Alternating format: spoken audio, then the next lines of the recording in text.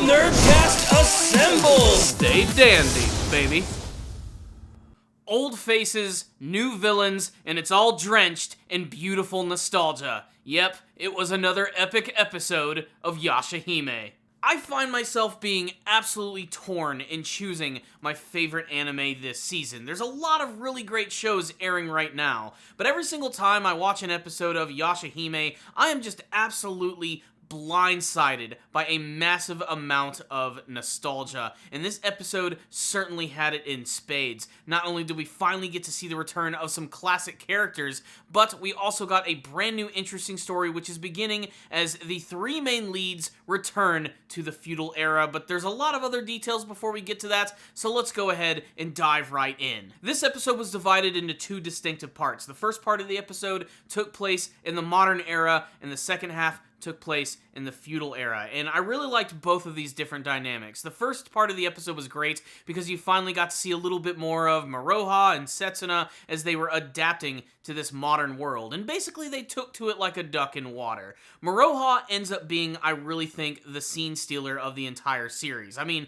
the default main character is Towa in her mission to try and get her sister's memories back, but every single time Moroha is on screen, I just keep asking myself, why is she not the main character? She's just so much fun, filled with so much unbridled energy, and she's just hilarious. I especially loved at the very beginning of the episode where she is working out with all of these old people at the shrine, and just like the very first episode of Inuyasha, Kagome's grandfather ends up giving her a gift, which is a mummified Kappa's foot. This is a direct callback to the original series, and Kagome's reaction to it was the exact opposite of Moroha's. Being that Moroha is a half-demon and she's from the feudal era, she sees the importance of this object, and believe it or not, it ends up becoming pretty important later on in the episode, and pretty instrumental in their battle against a massive enemy. It's one of those classic MacGuffins where they give you an item and they're like, when the time is right, you'll know what to do with it. Moroha also spends most of the episode gathering all sorts of ridiculous objects from this era to bring back to the feudal era,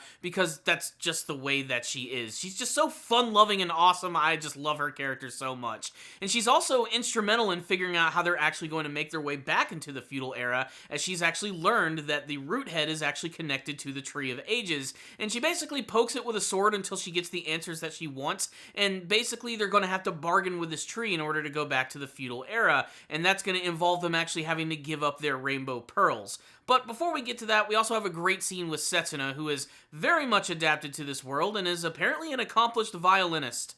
In a short amount of time, she has mastered this, but for someone who is a great, powerful, half-demon princess, this really shouldn't be a problem at all. It was also surprising to see Setsuna in more modern-looking clothes, aside from her typical Demon Clan hunting battle armor, and again, it certainly made her look very beautiful. This, combined with the fact that she clearly likes playing the violin, made it an interesting scene. We got to see a more vulnerable side of her aside from just being the stoic, badass warrior. Towa eventually returns home and meets up with her brand new friends as they prepare to go to the feudal era, but not before getting some pretty nice emotional moments, like the fact that Towa is kind of upset that she might feel like she's abandoning her brand new family, but she feels that it is something that's really important to her, and Sota even mentions that it was only a matter of time before something like this was going to happen. It was also really cool when he was showing off that picture book with all the pictures of Kagome and sort of reminding her that she reminds her greatly of her, which is why it's so appropriate that she would eventually be returning to this feudal era. So after some tears and goodbyes, they make their way through the tree,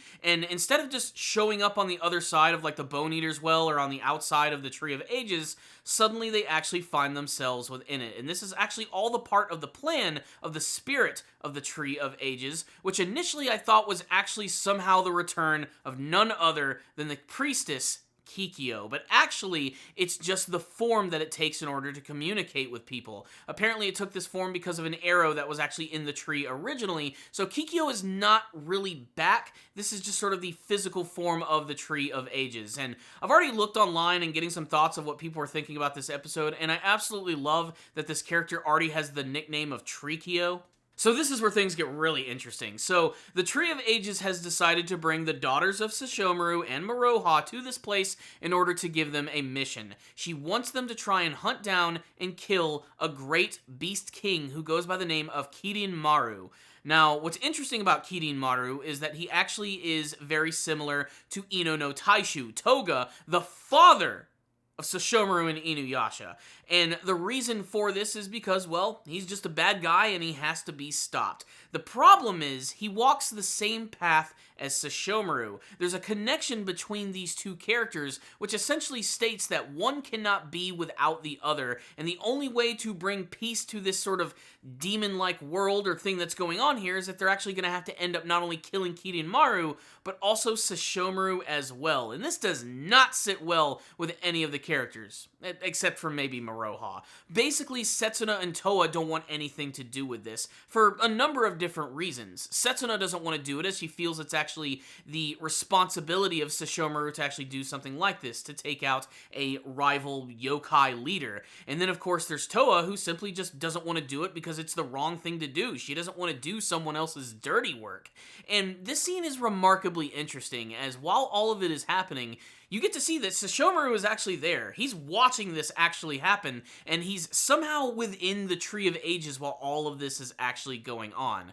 In actuality, it almost seems like Trikio is trying to test these three girls, and it ends up doing this by making them fight with Roothead yet again, which at first they were sort of building up as the possible big villain of the entire series, but that doesn't appear to be the case here, as they end up wiping the floor with it, which is a great display of all of their distinctive abilities. In particular, it was great to see Towa unleash a brand new attack, which is some sort of like giant attack that involves summoning a massive ethereal blue dragon, which just ends up blasting through this creature, and they end up victorious as they're spat out of the tree. And unfortunately, now that Roothead is gone, there may be no way for them to actually return to the feudal era. And this is going to be kind of important because Trikio mentioned that Kirin Maru has the ability to basically be through time itself. And I have another theory about that. We'll get to that a little bit later in the rundown.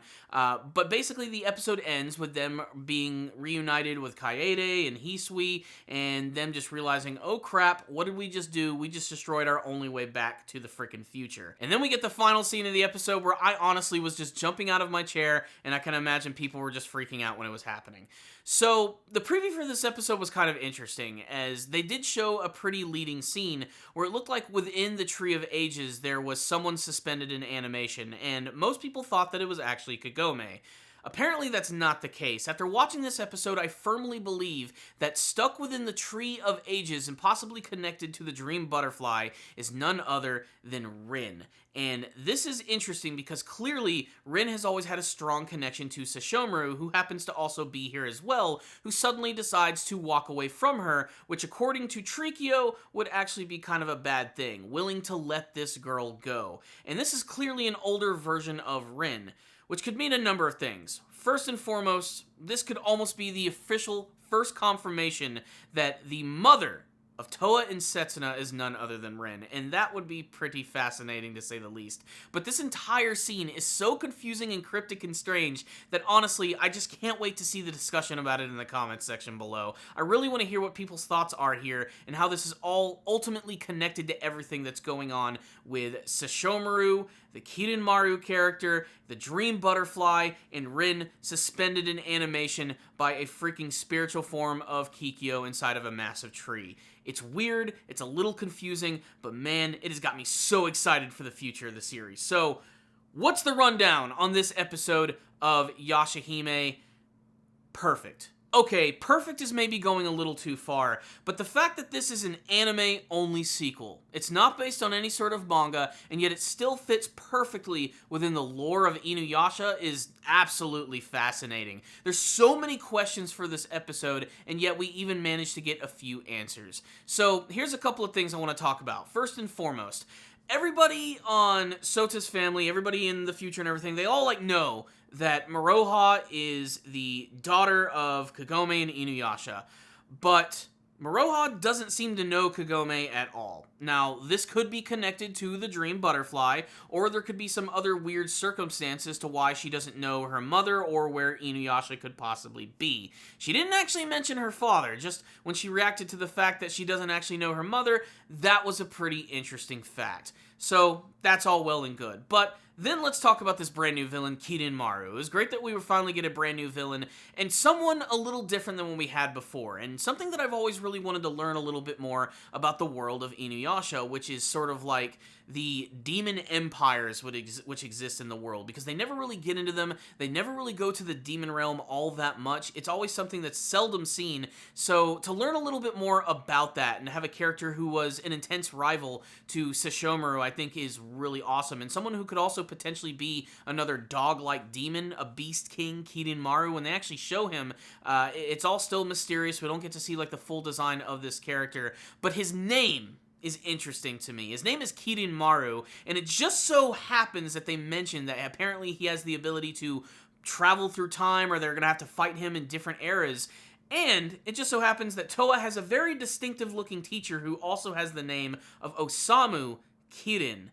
Is it just a coincidence that they have two characters in the series who have two names, distinctive designs? They mention that they involve different types of traveling in time. I mean, this is no coincidence, right? This is exactly what has to be going on here. At least that's my current theory. I have a feeling that that really creepy-looking teacher might actually be connected to the next major villain of the franchise. And if they're already planting those seeds, man, they're doing a great job of it. Also, I just want to talk about that Kappa foot scene. That was great. Again, I love a good callback to a classic episode of the series, but the fact that they were able to incorporate that in the final battle at the end against Roothead was fantastic, because Roothead had this ability where it could like drain all this demon energy, and then suddenly Moroha's like, oh wait, I have this Kappa foot. She ends up throwing it right at its eyeball, which gives them the ability to take it down in a blaze of glory. It was really satisfying, to actually say the least. Again, though, I love the dynamic between all of these characters, as they are so completely different from one another, and they all seem to play a very different role. Again, Moroha, though, just steals every single scene that she is in. She's just so likable and fun, and she's, I think, the best distillation of everything of Kagome and Inuyasha. She's not irritating at all. She's just really fun, boisterous, and just filled with a lot of really great energy. And that makes watching her just an absolute joy. But juxtaposed to her, which I think is a nice balance, is the characters of Setsuna and Towa, which really are at the heart of the entire series. The dynamic between these two characters. And Setsuna can no longer deny that these two are related at this point. But you can tell that there's a lot of contention in the way that they actually feel about their potential father, especially with the fact that Towa was mostly raised by a human, that being Sota. But Setsuna still carries a lot of that classic Sesshomaru energy, and I have a feeling that once the whole Dream Butterfly story is actually wrapped up, that maybe their entire dynamic and thought process about how they're going to deal with Sesshomaru and Kirin Maru is actually going to change. There's so much more room for development, and overall the series is kind of a slow burn, but man, I'm just loving every single part of it. I mean, it really is the sequel that I never thought I wanted, but man, I'm glad I am getting it. So on the production value side of things, again, another okay looking episode. Not gonna, win any awards for the best animation or artwork or anything, but still feeling classic and in line with the other parts of the Inuyasha series, and I'm totally okay with all of that. I still love the three designs of the new lead characters. I think they're all just so enduring and classic all at the end of the day. I'm interested to see this new villain though, man. Kirin Maru. It's a tough act to follow after Naraku to have like a brand new villain like this, but now that it's a villain in a brand new vein, having to deal with the Yokai Empire characters, I think that's what's going to really make it really fascinating. So yeah, if you can't tell, I really loved this episode of Yashahime, and I just cannot wait to see more from the series. So yes, I loved this episode. I'm going to give it a 5 out of 5. As a huge fan of the franchise, I simply cannot get enough of Yashahime. I'm loving the story and where it's going. I do love the fact that they're not actually giving us all the answers outright. It gives us an excuse to keep watching and being surprised every single week, and I think the next one is going to be really freaking awesome as well, getting to see more of Moroha in action, and even the possibility of seeing the return of Moroku, which, according to the preview, is something that might actually happen. I want to learn more about this Tree of Ages, the butterfly, all that stuff. I'm just excited. But I want to hear from you guys. That's the main reason I make these reviews in the first place. Have discussions with you about these episodes, and I want to hear your thoughts, your theories, your hopes, your dreams for the future of Yashahime. Tell me what you thought about this episode and what you hope to see from the future of the series. Thank you guys so much for watching this review. Please subscribe to the channel for more videos just like this one. If you are already subscribed, make sure you're hitting that bell notification icon. It's going to let you know when all of my videos are released. And if you did like this video, make sure to use your Rainbow Pearl powers to hit that like button. Helps out these videos so much, ensures more people can actually see my videos when they are released. I also want to take this time to thank all of my patrons who've been making donations through my Patreon page. You guys are freaking incredible. I can't thank you enough for that. Remember, first-time donators, I will review an anime series of your choice, as well as adding your name to the wall of Ace Guru producers. You guys are effectively the ones who are making this channel the way it is. So thank you guys so much for watching this review. I'll see you all next time, and as always, stay down there, baby.